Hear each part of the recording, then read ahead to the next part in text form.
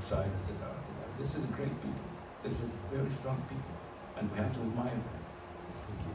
So we have two. I think you and gentleman in front of you first, and then yourself. So first of all, thank you again for coming, and it's great to see a fellow Tunisian.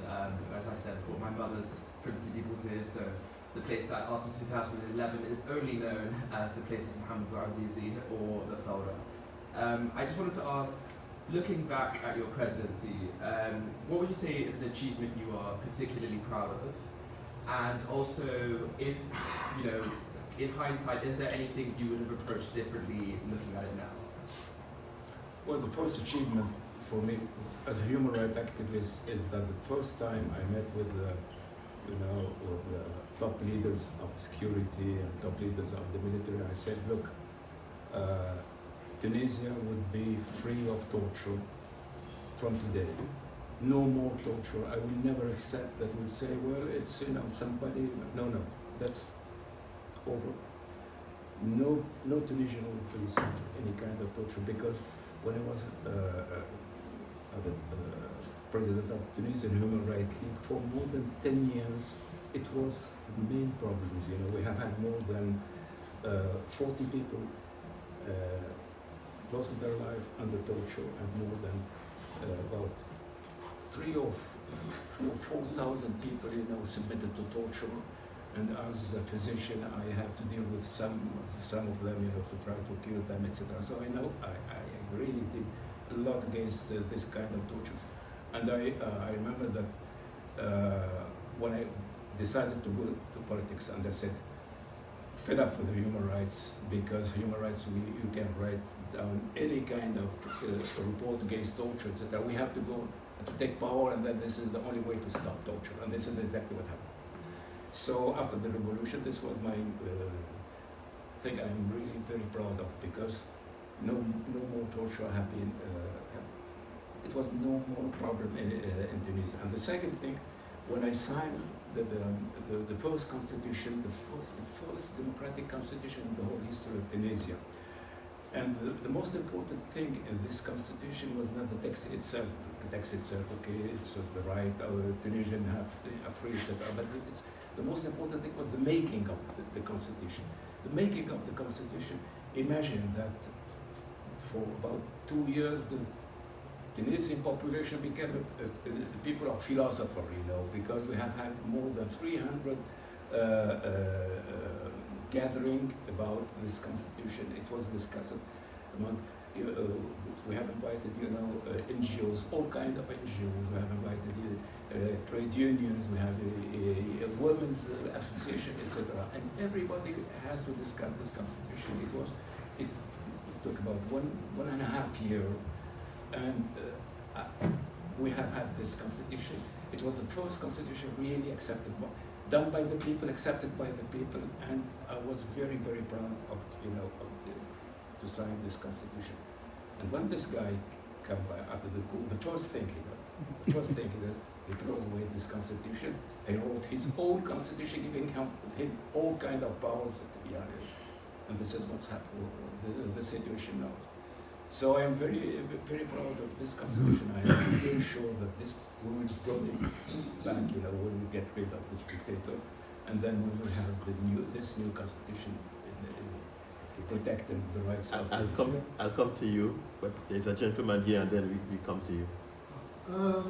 When you look at the most recent elections in the last few years, or shadow elections, you could say, the turnout so low. I think one of them was actually a world record low. It's very obvious that the Tunisian people don't support this regime. And some of the people who have been arrested by it were actually people who supported Said when he was standing for the presidency. I'm just interested, how did he trick or persuade people to vote for him in the first place? Who was he before to have that sort of reputation to get so many people to vote for him? How did it all basically go wrong? I try to understand.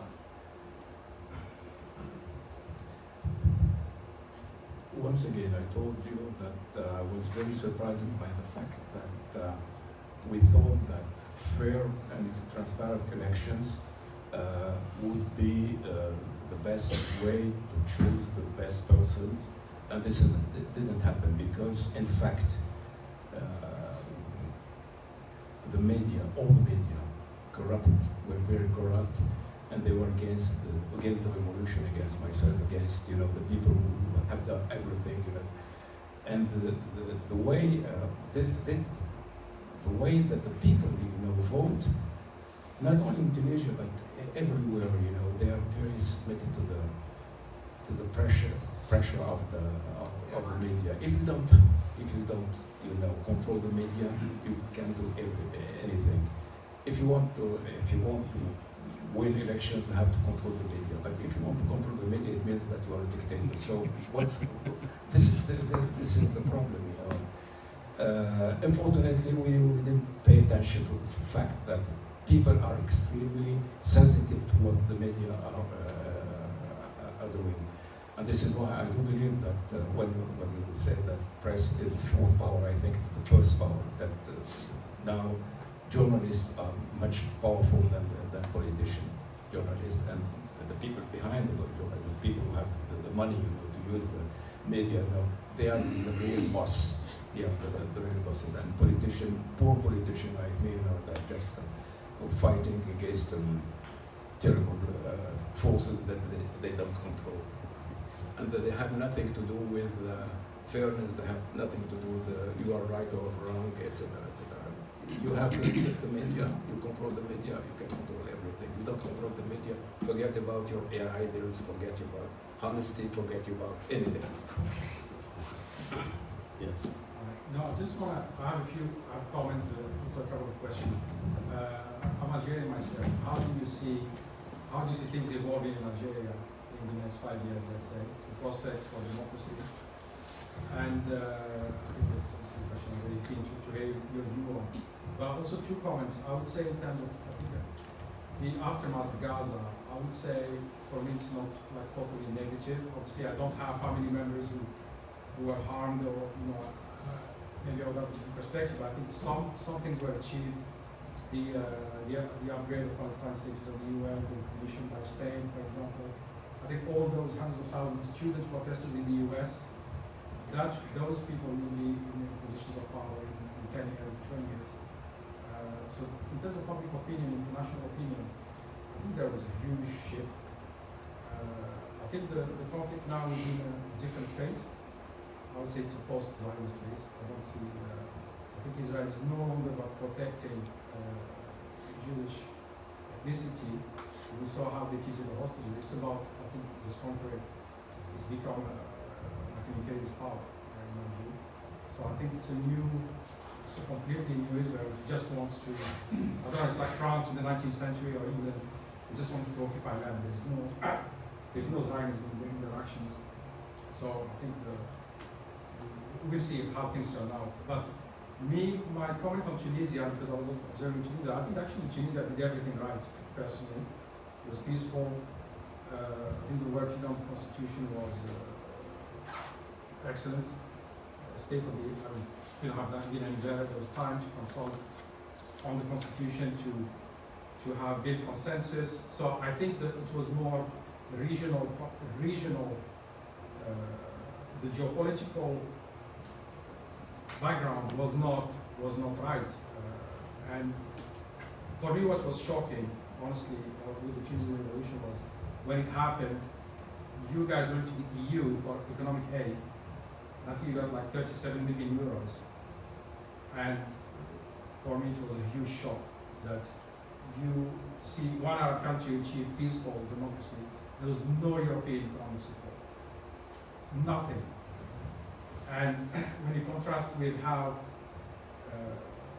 the transition to democracy happened in Eastern Europe, for example, where there was massive plan and process and in Germany, economic aid. I can say France, or at least Europe, doesn't want democracy, which is a miscalculation from the part. But I would say Tunisia will, I'm quite hopeful, I think Tunisia will succeed when the geopolitical background is more supportive. I don't know when, it could be tomorrow, it could be 10 years, but tell us anything more about Tunisia? Okay. Pick up just this one about Algeria, about the public opinion here in the West. As far as Algeria is concerned, Algeria did the regime of Algeria did everything to sabotage the process in Tunisia, everything. Even sending terrorists to our country, to sabotage the process.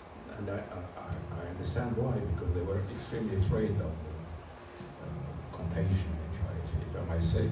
They were right, because the Iraq in 2016, 17, etc. It's one. I think it's probably due to the fact that in Tunisia we have had this revolution. They were very afraid of this. And Algeria is like Egypt. I always say that Tunisia is a state having an army, but Algeria and Egypt, it's an army having a state. It's completely different. So Algeria is really occupied by this military. It's military and like Egypt. But once again, I expect that there will be a huge explosion in Algeria. It's a matter of time, because it's the same process are leading to the same conclusion. It's just a matter of time. Once again, the image of the volcano is the best, because really you know that there will be the volcano would explode. You will never know, but when. But it's quite sure that the volcano would explode. Now about the other idea, it's very important to talk about the public opinion here in the West. Let me tell you that here in the West you have the far rights, you have Islamophobia, and etc. But in our country we have also our far right, we have also our racists, we have also our people, promoting what I call Westernophobia. Westernophobia, which means that all Westerners are against us, all Westerners are with Israel, all Westerners are hate Islam, etc., etc.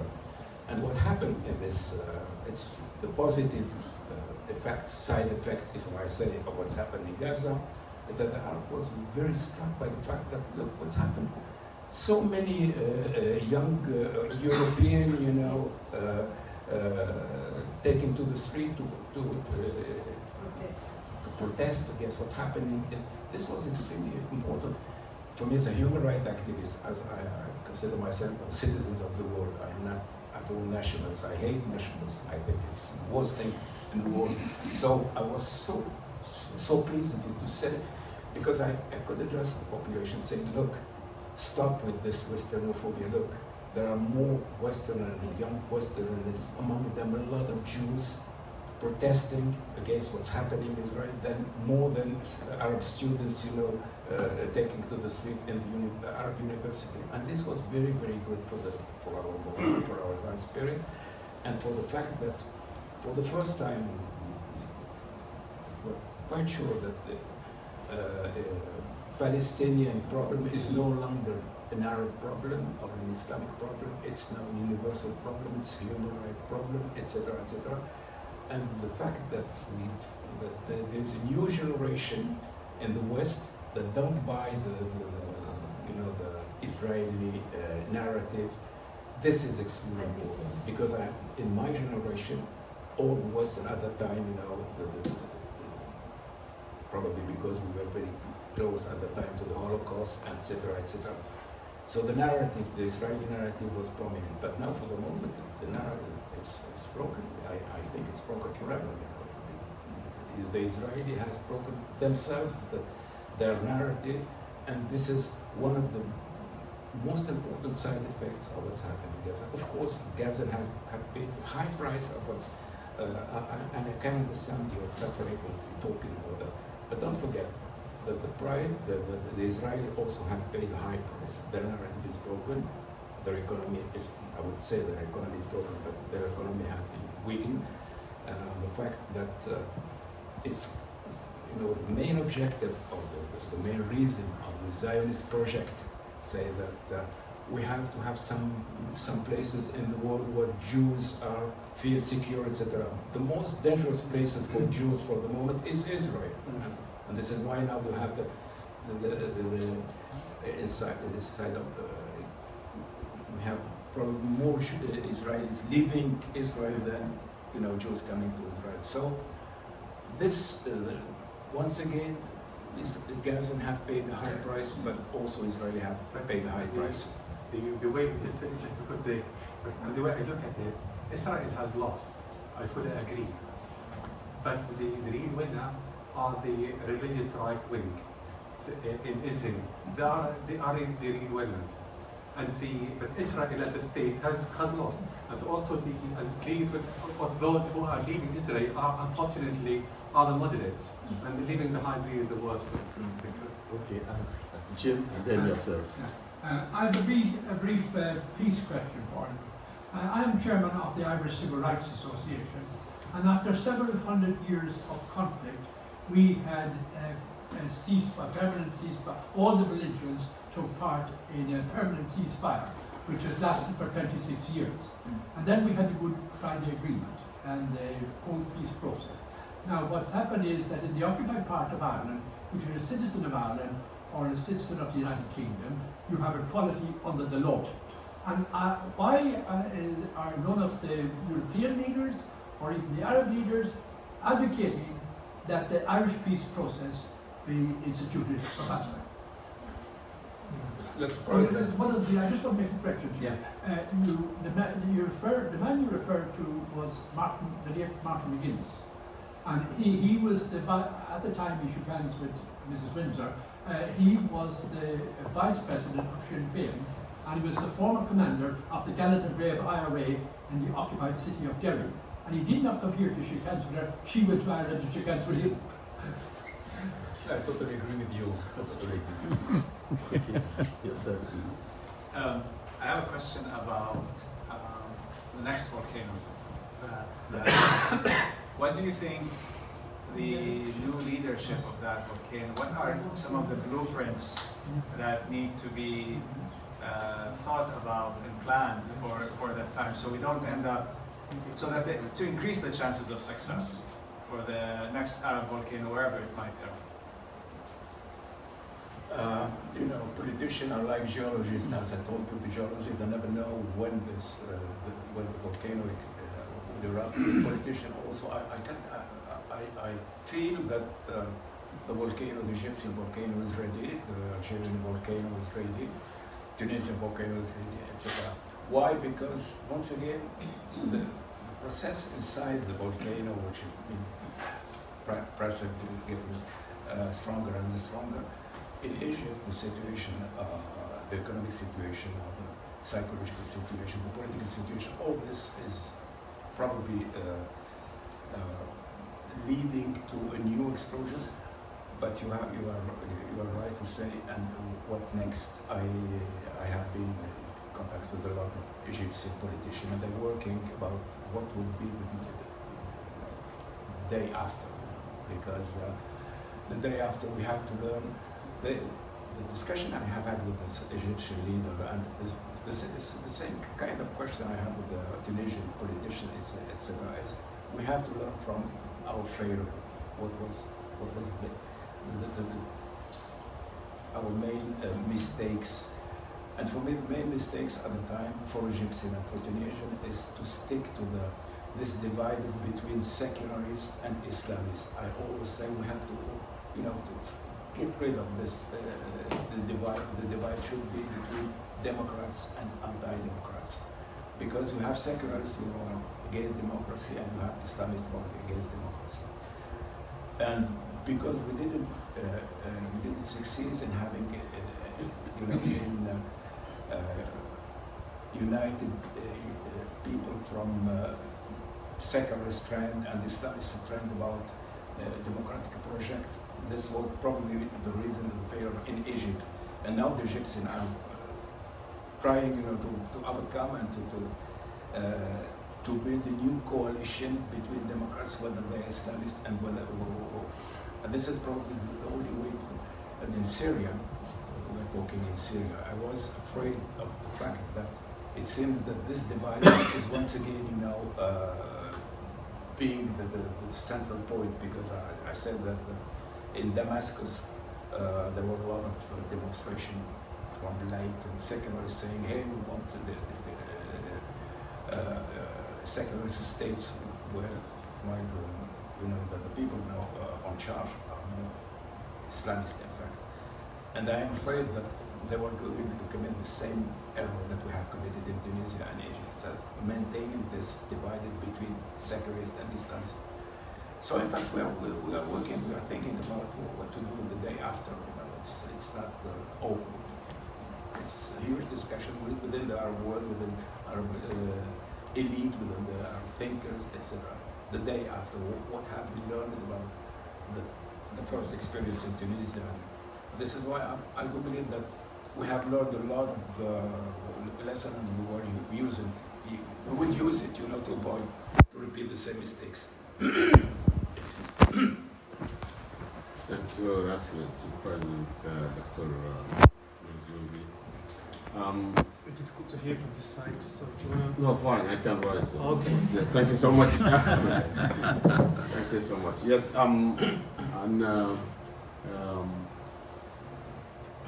thank you for touching on those two themes having to do with the Palestine, ongoing crisis, and the democracy issue within the Arab world.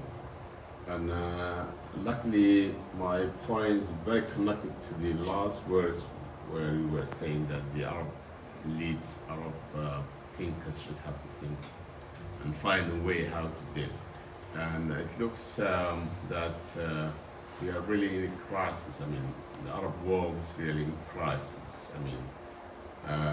In relation to the issues like democracy, and also, going back to what you have said, and I like the analogy which you said that about the second independence, first independence, the second independence. Really, there is a third issue. I don't know, but you could say that there is a kind of attempt of colonization, maybe, or intervention from the Arab world themselves, which is happening, even if you don't want to name it like that. But as my friend here has just mentioned, that the intervention in countries like Sudan now is a very obvious case, showcase of the Arab world, Arab countries intervening in the other Arab worlds. My question, don't you think that we, as Arab world, need to have kind of modeling? We have to think about the kind of the way how we need, we want to kind of the government's kind of the ruling system in the Arab world. I think we have a crisis. The diversity, the difference. Let's look at the Europe. Let's see the Europe. Well, there's no question of democracy. Could be think about who's ruling now. The democracy parts, but there's no problem of this one. The model of the democracy they are talking about. But we have in Arab world we have a problem. We are not having kind of a clear kind of the way how we want to rule our world. So we have problems that we need to think about. We have rulers who are really authoritarian, who are even they don't know about the democracy. And the other, we have other countries there. They have a democracy. They have, a kind of way of ruling. So don't you think that we need to think whether we need to have kind of a modelization of the Arab world, how we need to rule our countries? Yeah. So if you are talking about the model and the deep reasons of the crisis, let me put it in very simple way, and once again, I hope not in simplistic way. The problem is the contradiction between the state and the society. The state is still old-style model of government, but And this model is sticking to the old way of government, but the society is extremely changing. I mean, dictatorship